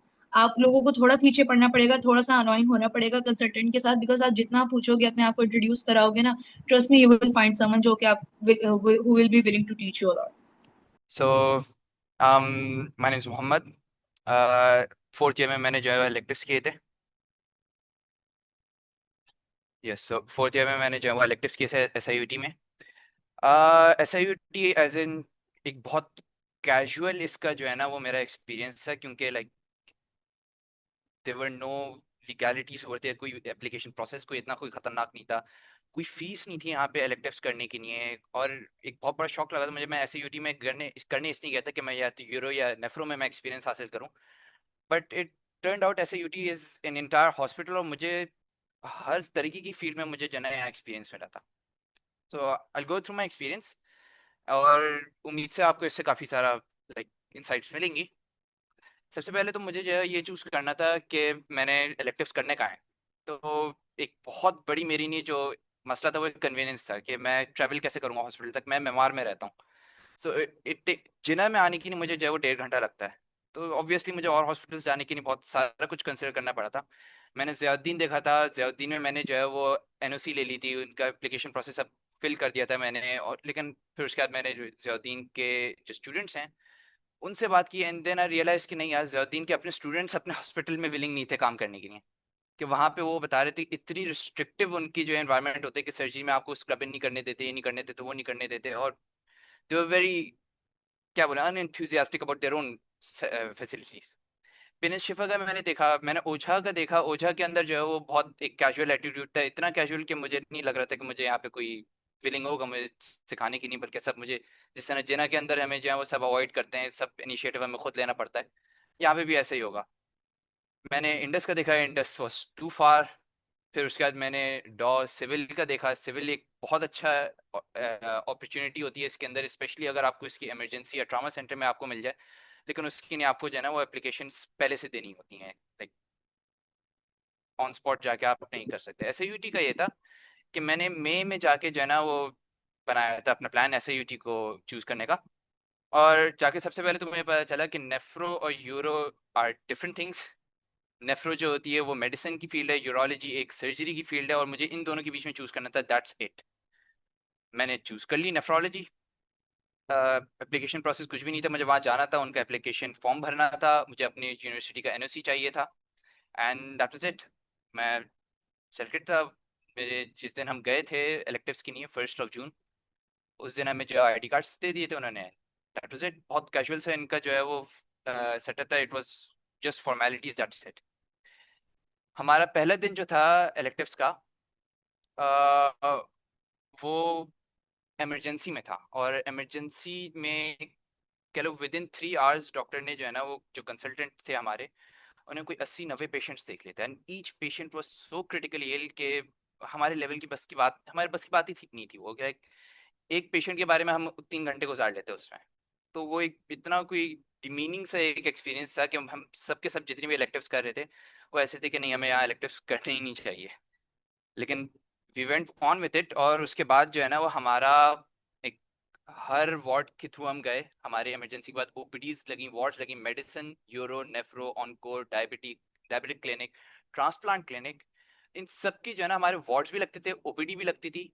और फिर हमारी जो है ना वो इनकी जिनकी सर्जरीज होती थी उनकी हमारी सर्जिकल हमारी वो भी लगती थी। तो इट्स नॉट कि अगर आपने यूरो चूज़ किया है तो फिर आपको सिर्फ सर्जरी और आप जो सिर्फ लाइक ओटी के अंदर ही हो गया, आपको ओपीडीज और वार्ड्स में नहीं आएगा, या आप नेफ्रो चूज करोगे तो आपको इसमें नहीं होगा। नहीं, मैंने ऑन्कोलॉजी की ओपीडीज भी ली हैं, ऑन्कोलॉजी की मैंने जो है वो ओटीज भी ली हैं, और लाइक मैंने जनरल मेडिसिन का जीआईटी मेडिसिन की भी मैंने जो है ना वो किस तरह कहूँ, मैंने जीआईटी मेडिसिन की ओपीडीज ली हैं, उनके मैंने प्रिस्क्रिप्शंस लिखी हैं। जो हमारे वहाँ पे डॉक्टर्स आते हैं वो डॉक्टर्स जो है सिर्फ पाकिस्तान के ही नहीं थे। मैं जिस सर्जन के साथ मैं पोस्टेड था वो आई थिंक इजिप्ट से आया था, और he was already a consultant, वो पाकिस्तान की जो है ना कोई क्वालिफिकेशन वगैरह लेना चाह रहा था। तो एक बहुत वास्ट अमाउंट ऑफ डॉक्टर्स से मेरा जो है वो ताल्लुक बना, एक बहुत बहुत वास्ट एक्सपीरियंस मुझे मिला। जहाँ तक सर्जरीज की बात है, ऑब्वियसली अगर आपको सर्जरी में इंटरेस्ट है तो आप यूरोलॉजी चूज करेंगे, बट मैं एडवाइस करूंगा कि नेफ्रो चूज करें, क्योंकि लाइक सर्जरी बहुत कूल है लेकिन उसमें इतनी लर्निंग नहीं है। मैंने सूचरिंग भी की है वहाँ पे, मैं नंबर 3 नंबर 2 पे भी रहा हूँ सर्जरी में, फिर जब आगे चले गए थे हम, मैंने वैस्कुलर सर्जरी के अंदर डीवीटी, डीप वेन ट्रांसपोजिशन देखी, शंट जो बनाते हैं हम वो देखा मैंने, robotic surgery, it was very cool experience, like बहुत मजा आया उसमें। ऑब्वियसली यूरो में जाएंगे आपको तो बहुत ज़्यादा टाइम उसमें गुजारने का मिलेगा मौका, लेकिन नेफ्रो वालों को भी जो है ना वो 1-2 दिन दे देते हैं वो। नेफ्रोलिथोटमी की एक सर्जरी मैंने एक्सपीरियंस की थी, उसके अंदर स्विचिंग भी की थी, अंदर जाके हर चीज़ लाइक प्रॉपर तरीके से हमें जो है ना गाइडेंस मिली है, बहुत अच्छे वहाँ पे जो है हमारी इंचार्ज थे। जहाँ तक हमें रेडियो का मिला, रेडियो में पीसीएनएल देखा हमने, ईएसडब्ल्यूएल देखा, लाइक पूरा कंप्लीट पैकेज, किडनी के हवाले से जितनी चीज़ें रिलेटेड थी, लिवर ऑब्वियसली किडनी से जहाँ तक रिलेट करता है वो तक इंक्लूडेड, हर चीज़, डायबिटीज़ वगैरह, हर चीज़ कंप्लीट उन्होंने जो है ना हमारा पैकेज बना के हमारा रोटा बनाया था, जिसमें देयर वाज एवरीथिंग। मुझे उसके अंदर से जो है ना कोई किल्लत नहीं नजर आई, यानी कि अगर एक और महीना करते तो हम एक और महीना भी सिर्फ यही सेम रोटा फॉलो करते हैं, and it would have been like equally as effective. ये सब मैंने एक्सपीरियंस आपको बताया है। एक्सपीरियंस के बाद मैं आपको बताना चाहूँगा कि लाइक एक बहुत डिफरेंस जो है ना मुझे चीज़ें पता चली थी। एक तो ये कि जिना के अंदर कर पढ़ के जो है ना वो एक बहुत सा एक अजीब सा हमें माहौल मिलता है कि हमें जो है वो इंटरेस्ट नहीं मिलता है, ये नहीं करता वो नहीं करता। वहाँ पे जब आप कंसल्टेंट्स के बराबर में बैठते हो ओपीडीज के अंदर, तो आपको हर बंदा इंटरेस्ट दे रहा होता है, आपको अपनी गलतियों का एहसास होता है, आपको पता चलता है कि आप कहाँ कहाँ लैक कर रहे हो। मैं एक वो बंदा था जिसको यही नहीं पता कि मुझे सर्जरी करनी है, मेडिसिन करनी है, मुझे इमरजेंसी में जाना है, क्या करना है। तो मुझे जो है एक बहुत लकी हुआ मैं कि मुझे एसआईयूटी मिला, जिसमें मुझे हर तरीके की फील्ड का एक्सपीरियंस मिला। It was amazing. जहाँ तक प्राइवेट हॉस्पिटल्स की बात है, मैं बोलूँगा एसआईयूटी is like the prime space of government hospitals. Private hospitals में बिल्कुल डिफरेंट एक्सपीरियंस मिलेगा आपको, उसके अंदर बहुत सारी रिस्ट्रिक्शंस होंगी आपके पास, बहुत सारे आपको जो है ना वो बैरियर्स मिलेंगे आपको, बट एसआईयूटी के अंदर जो है ना एक बहुत फ्रेंडली सा एक आपको वर्क स्पेस मिलेगा। वार्ड्स आप जाओगे वार्ड्स के अंदर, लेकिन वही आपको मसला मिलेगा जो आपको जिना के अंदर मिलता है, बट जितना आप प्रोएक्टिव होगे उतना आपको लर्निंग मिलेगी। एलओआर्स की जहाँ तक बात है, एलओआर उनका बहुत बेसिक सा है, like I was not impressed with it, बहुत जेनेरिक सा उनका एक एलओआर है। मिल जाएगा आपको, हर बंदे को मिलता है, आपको भी मिलेगा। और एक इनका वैसे एलिटिव्स करने के बाद जो है ना कोई मसला नहीं हुआ था, एक्सेप्ट फॉर इसके हमें 2-3 महीने बाद एलओआर मिला था। अदर देन दैट कोई और मुझे मसला नहीं हुआ। पॉइंट्स का मुझे हुआ था एक मसला, तो मैंने उसके लिए जो है वो अ, जो डॉग इंचार्ज थे उनसे बात की, इनसे बात की, and you get around it. आप उनके पॉइंट्स जो है ना वो इस्तेमाल कर सकते हो। क्राइटेरिया वगैरह वन सेकेंड उनका कोई इतना कोई खास नहीं है। 2 वीक्स की रोटेशंस एसआईयूटी में नहीं होती हैं, आप उसके लिए सिविल और जिना का देख सकते हैं। ऑनको के अंदर जो है वो मैं एडवाइस करूंगा फिर नहीं, आप जो है वो डायरेक्ट कंसल्टेंट के पास जाएं और कंसल्टेंट से बोलें कि नहीं मुझे आपके अंडर काम करना है। अगर आपको वार्ड आपको पता है कि आपको कौन सा करना है, देन बेस्ट कि आप हॉस्पिटल ना चूज करें बल्कि कंसल्टेंट चूज करें अपना। अगर आपको सर्जरी में इंटरेस्ट है तो फिर यूरो चूज करें। मुझे सर्जरी और नेफ्रो सर्जरी और मेडिसिन का नहीं पता था, मुझे सिर्फ लर्निंग से गर्ज था कि मुझे जितना एक्सपीरियंस मिले उतना बेहतर, ताकि मैं अपने डिसीजंस बनाने में हेल्प कर सकूँ। तो मैंने नेफ्रो चूज किया था, लेकिन इफ़ यू आर श्योर कि आपको सर्जरी में जाना है, गो फॉर यूरो। कोई ईयर लिमिटेशंस नहीं है आपकी, आप जो सेकंड ईयर में भी जा सकते हो, फोर्थ ईयर में भी जा सकते हो। कंसल्टेंट से कनेक्शन बनाने का एक बहुत आसान सा तरीका होता है, किसी भी जो है ना हॉस्पिटल की आप वेबसाइट पे जाएं। मैं मेमन हॉस्पिटल की वेबसाइट पे गया था, उनके मैंने कंसल्टेंट्स के नाम निकाले थे एंड उनकी ईमेल्स कॉन्टेक्ट्स वगैरह सब उनने ऐसी ओपनली डिस्क्राइब किए हुए थे। Just email them. अपना जो है वो चैट जीपीटी इस्तेमाल करें, आप अपनी सारी इंग्लिश स्किल्स जितनी भी आपने गेन की हैं सबकी सब इस्तेमाल करें, एक्सपीरियंस अपना डिवाइन करें, उनको बताएं कि आप जो हो क्या करना चाहते हैं, उनको कांटेक्ट करें। एक नहीं करते आप, 100-200 को करेंगे, but go for as many consultant as you can. कोई एक आध होगा जो आपको इंटरेस्ट देगा वापस, जो आपको मैच करेगा and he will show interest in you. और ये काम करता है, काफ़ी बच्चों के लिए काम करता है, स्पेशली वो लोग जो कि अब्रॉड जाना चाहते हैं। उनके लिए बेहतर होता है कि वो उन कंसल्टेंट्स के अंदर काम करें जिनके पास ऑलरेडी अब्रॉड की डिग्रीज और वेरिफिकेशंस हैं। मैंने जिस एसयूटी में काम किया था वो सिविल के अंदर लोकेटेड है। It's not the reason plaza 1। मुझे नहीं पता रीजन प्लाजा के अंदर जो है electives होते भी हैं नहीं होते। So Indus Hospital is basically a trust-based non-profit tertiary care hospital. पहले मैं आपको प्रोसेस के बारे में गाइड करूंगी, फिर कैसे फॉर्म फिल करना है, किस तरह ईमेल करना है और थोड़ी टिप्स दूंगी, एंड देन आफ्टरवर्ड्स जो है वो एक्सपीरियंस बता दूंगी अपना। सबसे पहले आपको जो है आपकी जो यूनिवर्सिटी होगी उससे जो है वो आपको एनओसी बनवाना होगा, ठीक है। एनओसी के बाद आप उनका पोर्टल खोलेंगे जो कि यहाँ पे लिंक दिया हुआ है, या फिर आप गूगल में सर्च कर लोगे कि हॉस्पिटल इलेक्टिव्स। फिर उसके बाद आप फॉर्म फिल करोगे, उनकी एक फीस आएगी। फीस जब आप सबमिट अप्लाई करोगे, सबमिट चेक करोगे तो उसमें आ जाएगा कि फीस पे करनी है, जो कि उनकी 5000 रुपीज है, ठीक है। चलान पे करने के बाद आप जो चलान आएगा उसके स्क्रीनशॉट आप लोगे और आप फिर उनको सेंड कर दोगे, ईमेल कर दोगे पीजीएमई डिपार्टमेंट। पीजीएमई डिपार्टमेंट इज बेसिकली जो कि सारे इलेक्टिव्स और इन सब प्रोग्राम्स को डील कर रहा होता है। उसके बाद जो है वो मेल बता देती हूँ कैसे करनी है। अच्छा, इन लोगों के पास जो है ना पीजीएमई डिपार्टमेंट में हमारे पास दो उनके जो है वो रिप्रेजेंटेटिव्स हैं। एक का नाम है नदीम अनवर, दूसरी का नाम है किरण जहरा।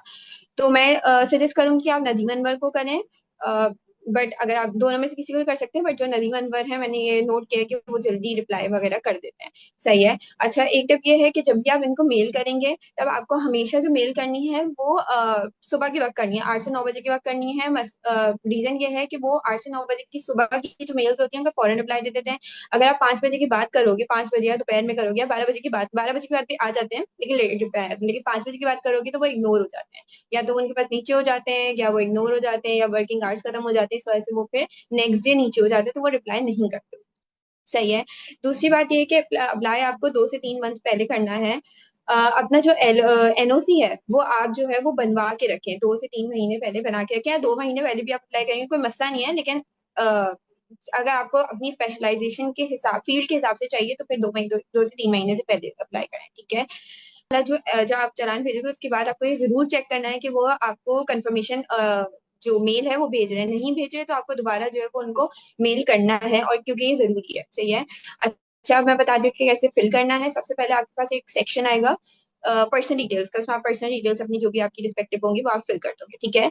देन आफ्टरवर्ड से ड्यूरेशन ऑफ द ड्यूरेशन, कितनी ड्यूरेशन के लिए करना है, तो जो कैलेंडर होगा उसमें ना, तो अगर आपको 1 महीने के लिए करना है तो आप वही कैलेंडर के हिसाब से आप उसको सिलेक्ट करोगे। Then afterward is the select the department preferences, तो वो प्रायोरिटी वाइज जो है 3 होंगे, तो आपको उसके हिसाब से करना है। अच्छा, मसला ये है कि वहाँ पे इंटरनल मेडिसिन की ना जल्दी फिल हो जाती है। ईआर जो है वो सिर्फ फाइनल ईयर के लिए ओपन है, और डर्मा डिपार्टमेंट वो ऑफर नहीं करते क्योंकि वो अंडर कंस्ट्रक्शन, क्योंकि जो न्यू बिल्डिंग है उनकी वो अभी अंडर कंस्ट्रक्शन है, और बहुत सारे डिपार्टमेंट ऐसे हैं जो उन्होंने अभी तक मतलब प्रॉपर्ली डेवलप नहीं किया कि वो इलेक्टिव प्रोग्राम को जो है वो ऑफर कर सकते। तो जो चीजें अवेलेबल नहीं है उधर, तो इसका मतलब ये है कि अभी डिपार्टमेंट नहीं बने, वो आगे जाके वो फिर ऑफर करेंगे। सही है।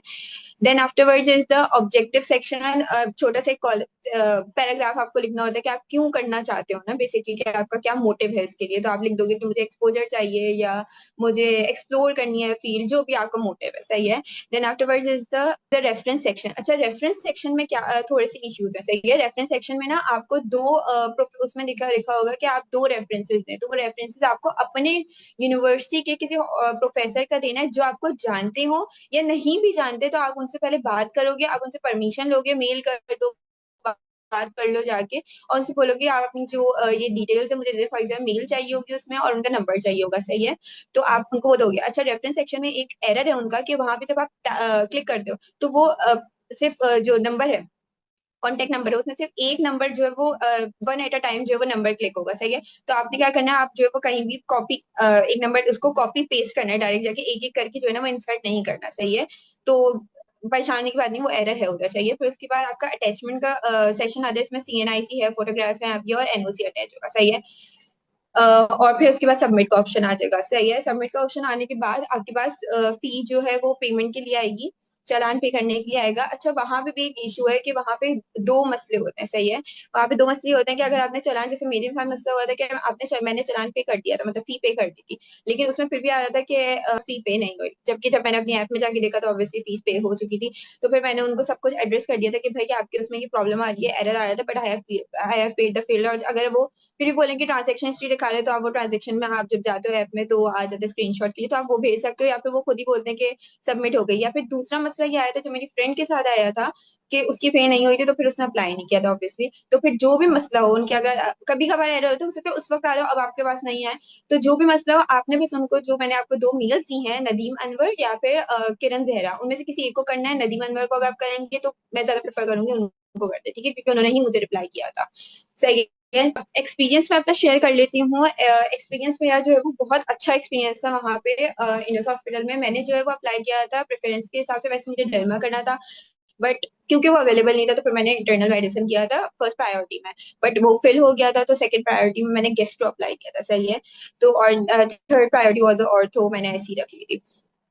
खैर, मुझे गेस्ट्रो में मिला था। अब जब आप सेलेक्ट हो जाते हो, अच्छा, आपके सेलेक्ट होने के वो 2 वीक्स बिफोर बताते हैं आपको कि आप सेलेक्ट हो गए और अब इस डेट में जो है ना आ जाओ। अच्छा, ये जो आपका डेट है जिसमें आपने अप्लाई किया है, और वो डेट जिसमें आपको आपने अप्लाई किया है फॉर द ड्यूरेशन डेट जो आपने कैलेंडर में सेलेक्ट किया है, उनके बीच में जितना भी टाइम है ना, उस सब टाइम में 1 वीक, 2 वीक, 3 वीक, जब जब तक आपको उनका सिलेक्शन का मैसेज नहीं आता, या फिर आप नहीं सेलेक्ट हुए, जो भी कोई भी मेल नहीं आ जाती, तब तक आपको उनको रिमाइंड कराते रहना है कि स्टेटस क्या है मेरा, या एप्लीकेशन स्टेटस क्या है, आपने फॉरवर्ड किया नहीं किया। तो इस तरह उनको ना मतलब रहते हैं उनके दिमाग में।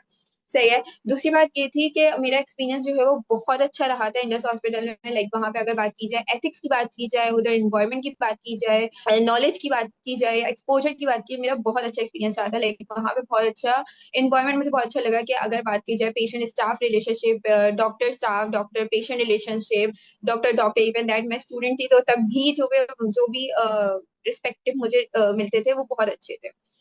जिस यू कैन अप्लाई, जैसे मैंने मेरा एनओसी में ना थोड़ा टाइम लगे था, तो मैंने 1.5 मंथ बिफोर अप्लाई किया था, बट मैंने उनको ये बात बता दी थी कि मैंने एनओसी के लिए अप्लाई किया हुआ है, तो फिर मुझे थोड़ा टाइम लग जाएगा अप्लाई करने के लिए। तो आप उनको इन्फॉर्म कर दो कि सीट्स अवेलेबल हैं, स्लॉट्स अवेलेबल हैं या नहीं है ना, तो वो आपको बता भी देंगे कि स्लॉट्स अवेलेबल है नहीं है, कैसे उन्होंने इंटरनल मेडिसिन का बता दिया था। ठीक है, और ईआर का भी उन्होंने बता दिया था कि फाइनल ईयर के लिए हम ऑफर नहीं करते, तो आप अप्लाई मत करेगा। एक्सपीरियंस बहुत अच्छा था। अच्छा होता ये था कि आप जब सेलेक्ट हो जाओगे तो नेक्स्ट डे को आपको बता देंगे कि इस दिन आना है और इस टाइम पे आना है। अच्छा, उनका जो टाइम, ऑफिशियल जो टाइम है उनका वो है 8:30 to 5, बट वही वाली बात कि जो है वो जो आपको एचओडी असाइन होंगे उन पे डिपेंड करता है कि उनकी क्लिनिक किस तरह होती है। अच्छा, उनकी क्लिनिक किस तरह होती है, वही आगा खान वाला सीन जैसे नाइला ने मेंशन किया कि आगा खान में जैसे अलग क्लिनिक होते हैं, ओपीडी नहीं होती उनकी ना, तो अलग अलग क्लिनिक होते हैं, अलग अलग मतलब वो देख रहे होते हैं पेशेंट्स को, और इस तरह सारा सीन होता है, कॉल आउट करते हैं, फिर वो पेशेंट आते हैं और इन सबको ये वाला सीन होता है।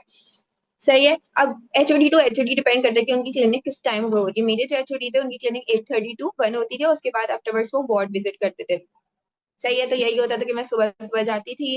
अब क्योंकि मेडिसिन में मैंने लिया था तो वहाँ पे सिर्फ डायग्नोस, ज्यादा से ज्यादा आपको हैंड्स ऑन आपको इतना मिलता नहीं ऑब्वियसली मेडिसिन में, क्योंकि हैंड्स ज्यादा से ज्यादा आपको हिस्ट्री आप लेने को वो बोल देंगे, एग्जामिनेशन बोल देंगे करने का, प्रोसीजर देख लेते मेडिसिन में। सही है। अब मेरा ये सीन था कि मैं जाती थी और फिर उसके बाद उनके साथ बैठ जाती थी। कभी कभार ऐसा होता है जब उनको लगता था कोई ऐसे पेशेंट नहीं है जो मतलब थोड़ा होता है ना, गुस्सा नहीं करेगा या ऐसे नहीं करेगा कि हिस्ट्री बच्ची ले रही है कोई ऐसा, तो हिस्ट्री वो मुझे भी लेने को बोलते हैं। और फिर वो जब वो पेशेंट चल जाते तो वो बोलते थे कि इस हिस्ट्री का एक्सप्लेन करो, और इन पेशेंट को आपने अपने हिसाब से क्या डायग्नोज किया। या कभी कभी ऐसा होता था वो हिस्ट्री ले लेते थे, तो उनको लगता था एक केस मैंने थर्ड ईयर में पढ़ा हुआ है, क्योंकि मैंने ऑब्वियसली थर्ड ईयर के प्रोफ के बाद किए थे, क्योंकि उनको लगता था कि मैंने थर्ड ईयर जो है वो पढ़ा हुआ है, तो वो फिर पूछते थे कि इसमें क्या होता है, इसकी ट्रीटमेंट प्लान क्या होता है एंड ऑल दैट थिंग्स।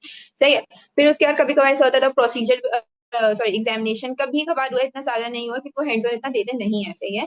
तो एग्जामिनेशन मैंने 1-2 बार कर ली थी। सही है, और एक्सप्लेन कर लिया था जैसे। और एक बार ऐसा भी हुआ था कि जो है वो मैं जल्दी फ्री हो गई थी वहां से गेस्ट्रो की क्लिनिक से, मतलब ओपीडी उनकी फ्राइडे वाले दिन, फ्राइडे थर्सडे था, उनकी ओपीडी से जल्दी फ्री हो गई थी। तो क्योंकि मुझे डर्मा के लिए अप्लाई करना था, तो बराबर में ही डर्मा की वो थी कि मुझे एक एक्सपोजर लेना था कि व्हाट इज बेसिकली डर्मा या एंड ऑल दैट थिंग्स, कि क्या चीज होती है, कितना मजा आता है, वो सब कुछ ना।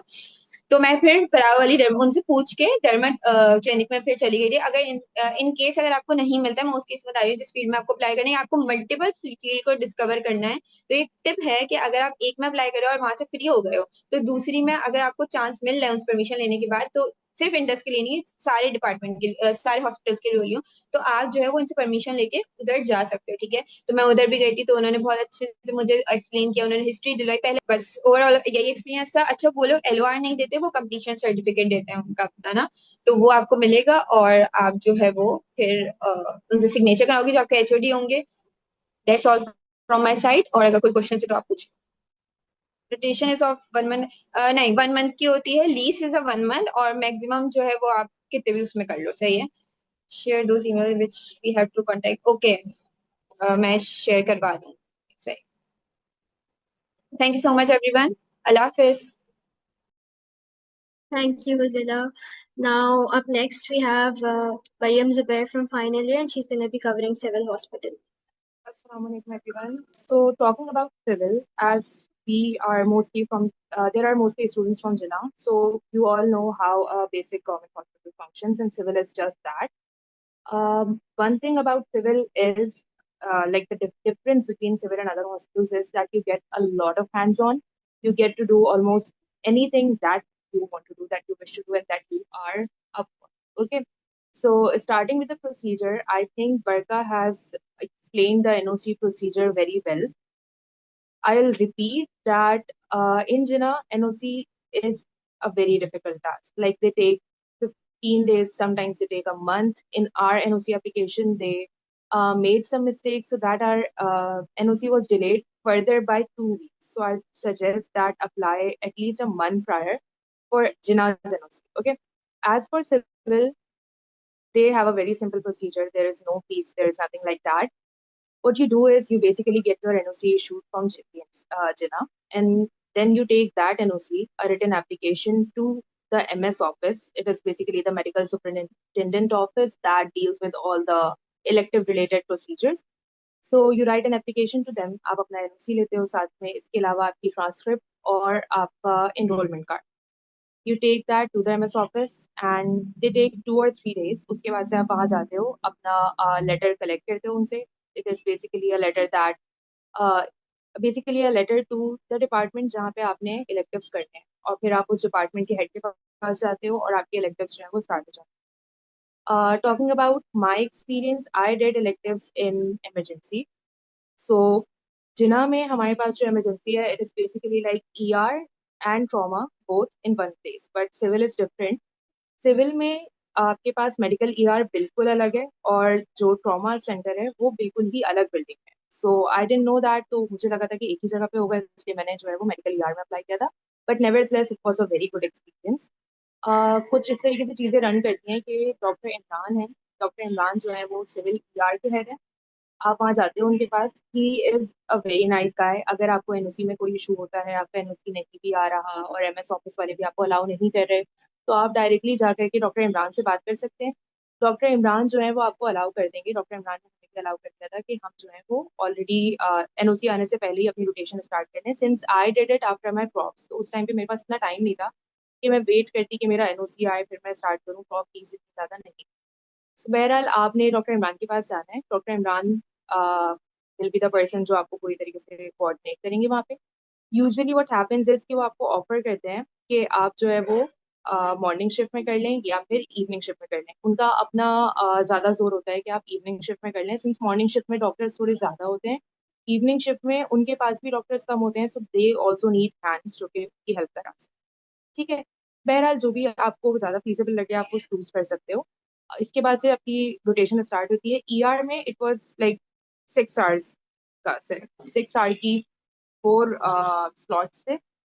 पहला स्लॉट था 9 to 3, उसके बाद से 3 to 9, फिर रात में 9 to 3, 3 to 9. So what I did was, doctor Imran के कहने पे हमने अपनी रोटेशन जो है वो 11 पे स्टार्ट करते थे हम, और अराउंड 5-6 तक एंड कर लेते थे, क्योंकि पूरी तरीके से इवनिंग पे रुकना इतना फीजिबल था नहीं. तो हम सुबह थोड़ा लेट जाते थे और फिर शाम में थोड़ा सा लेट आ जाते. One thing that I would highly recommend कि आप सिविल में इसलिए जाएं इज कि वहाँ पे आपको बहुत ज़्यादा हैंड्स ऑन मिलता है. ऑल्दो इट्स नॉट लाइक जिना की ER is way more happening, way more interesting as compared to civil. Civil only has like 4 beds in the ER, so you might not get that many patients, but you get to do things. You get to take the basic history, you get to take vitals, you get to present the history, you get to even write the prescription, the medications by the time that, after 1 week or after a few days. Once you are familiar with it, you can write up the entire management plan, and then you can just get it approved, and that will happen. Okay. Also, one thing that I realized very late in my experience was वहां पे civil की यार कुछ इस तरीके से है कि आप एंटर होते हो, देयर इज अ ट्रायाज एरिया जहाँ पे सिर्फ 4 बेड्स हैं, और वहां से पेशेंट्स को जो है वो अंदर मेडिकल वार्ड भेज दिया जाता है। मेडिकल वार्ड में usually there is no doctor from the ER. वहाँ पे आपके पास इंटरनल मेडिसिन से डॉक्टर आते हैं रिव्यू करने के लिए, अगर आप उनका रिव्यू बोलते हो। इसके अलावा वहाँ पे जो है वो नर्सिंग स्टाफ होता है। नर्सिंग स्टाफ वहाँ पे जो है वो सारी मेडिकेशन वगैरह एडमिनिस्टर कर रहा होता है। What I didn't realise was कि मैं अंदर जा करके उनके साथ भी काम कर सकती हूँ। ये चीज़ मैंने बहुत लेट रियलाइज करी और बहुत अपने आखिरी के दिनों में करा। लेकिन आई वुड सजेस्ट कि अगर आप मेडिकल ईआर जा रहे हो तो आप एक्चुअल में मेडिकल वार्ड जाओ। Nursing staff is very very very friendly, वो आपको सब कुछ करना सिखाते हैं। आखिरी के I just did it for 2 days, but I got to do a sciatic tap, I got to take draw blood for ABGs as well, और बाकी जो आपकी बेसिक एडमिनिस्ट्रेशन है वो तो होती है। सो आई वुड सजेस्ट कि आप जो है वो स्टाफ से जाके एक दफ़ा मिल लो और उनके साथ भी काम करते हैं, ठीक है। अपार्ट फ्रॉम दैट, अगर ड्यूरेशन की बात की जाए तो सिविल में आप 2 weeks की ड्यूरेशन पे आराम से electives कर सकते हो, उसका कोई इशू नहीं है। आप आगे चाहो 1 महीने के लिए भी करना तो उसमें भी कोई मना नहीं है, but 2 weeks are allowed. Okay.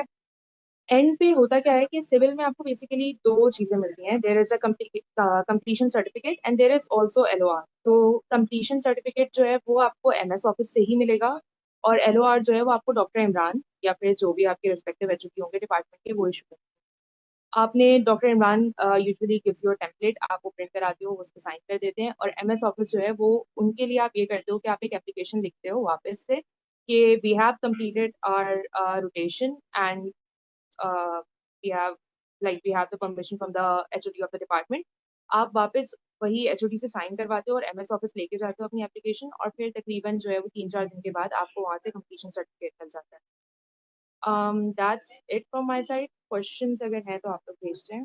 Doctor Imran, आप ईआर में एंटर होंगे तो अंदर जाकर के राइट कॉर्नर पे उनका रूम है। वैसे आप किसी से भी पूछ सकते हैं, डॉक्टर इमरान का रूम को आपको बता देंगे। How many months prior should be submit?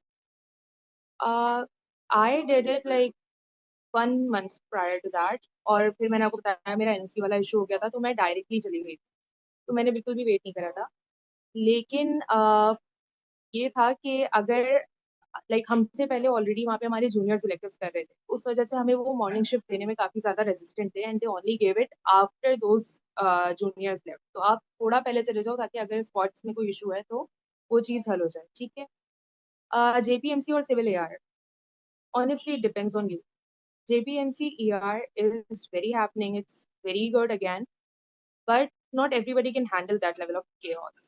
Civil में we had time to acclimate to the situation. We had time to learn the basics. There was no life or death situation going on most of the time. Sometimes there were, but most of the time things were pretty peaceful. तो हमारे पास इतना time होता था कि हमने 2-3 दिन लिए, समझा कि क्या हो रहा है, इधर उधर खड़े हो गए, हाउस ऑफिसर्स के साथ चले गए। जेपीएमसी की ईआर में आपको ये वाली चीज़ इतनी ज़्यादा नहीं मिलेगी। आप पहले दिन से जो है वो थोड़ा सा केओस में ही होगे, आपको फॉरन से समझनी होगी चीज़ें और फॉरन से करनी होगी। बट देन अगेन, अगर आप एक्सपीरियंस की बात करते हो, जो ज़्यादा एक्सपोजर की बात करते हो, तो उसमें JPMC would be better. Since I am from जिना, तो मैं इसलिए भी जेपीएमसी नहीं गई क्योंकि मैं जेपीएमसी वैसे भी जा सकती हूँ, it's accessible for. Okay. I did my electives after my 4th year props. नहीं, I did my electives after my 4th year props. मसला मेरा ये था कि civil again is a government institute और वहाँ बहुत गर्मी होती है, so there was no way कि मैं जून में वो सब कुछ बर्दाश्त कर सकती, तो मैंने इसीलिए अपने प्रॉप्स के बाद किया था। Is it better to learn how? It's always better to learn how to take history, but in ER things are very different. OPDs में, wards में आपको बहुत detailed history लेनी होती है। You take presenting complaint, HOPC, past medical history, surgical history, transfusion history, drug history, social history, menstrual history. ER is not like that. अगर आप इतनी history लेने लगोगे तो आपका तो patient अलाफिस हो जाएगा. तो आपने बस limited सी history लेनी होती है. Presenting complaint, HOPC. That you can learn ER में भी 1-2 दिन इतना मसला नहीं होता उसके लिए. Again 2 weeks का भी हो सकता है, 4 weeks का भी हो सकता है. What's the difference between Iman, what 2 units are you talking about? For electives in civil, I think trauma center is the best. Their ER is pretty under resourced, but then again, it's a very good place since I'm someone who wants to do my future specialization in emergency medicine as well. So I wanted to see if I can work in that environment. So I chose the ER that is not that chaotic कि वो मुझे foreign से like I would be thrown off अगर मैं पहले दिन ही JPMC से जाऊँ तो इसलिए I chose civ. I don't think in second year you should do electives anymore. I did electives in JPMC in my second year, so I'm speaking from experience कि आपको बहुत सारी चीजें नहीं पता होती. मेरे पूरे electives experience में जो कि मैंने second year में किया था JPMC में मुझे सिर्फ अल्ट्रासाउंड का प्रोब मूव करना आया था और मुझे ज्यादातर चीजें समझ भी नहीं आती थी. अगर हेड सर्कमफ्रेंस हम ले रहे हैं तो क्यों ले रहे हैं, femoral लेंथ ले रहे हैं तो क्यों ले रहे हैं, अगर हम ऑर्गन्स देख भी रहे थे तो मुझे ये नहीं पता चल रहा था कि इन ऑर्गन्स की नॉर्मल पोजीशन क्या है, नॉर्मल चीजें. In JPMC, I think again मेरा interest क्योंकि ER में, so I think that ER is the best one. But again, people have done it in neurosurgery, people have done it in ortho, and they loved ortho. Civil ER or trauma ER? Trauma ER. Iman, in the ER, there are just like 2 medical units, one for the females, one for the male, and they are like in the same alley, so you can move between them. Going towards JPMC bar. JPMC has better cardio or neuro. Cardio is a totally different thing. That's an ICVD, and I think that's hard to get into. I don't know about that. But neuro is good. I did radiology in my second year. As a third year student, JPMC ER is good. Again, it's good in all of its, like, आप किसी भी ER में करो, JPMC ER is always good. Trauma ER में भी sir Imran के पास जाए नहीं, ट्रॉमा ER में आप ट्रॉमा के हेड के पास जाएंगे. I think that's all. Thank you so much, Hafsa. Thank you so much for having me. Rafis. Thank you, Maryam. And thank you to all the speakers. And our session will be uploaded on YouTube. And let's just conclude the session now. And I hope you guys achieved all the guidance and electives are more clear to you guys. Choosing a hospital is more clear. Ending the meeting now.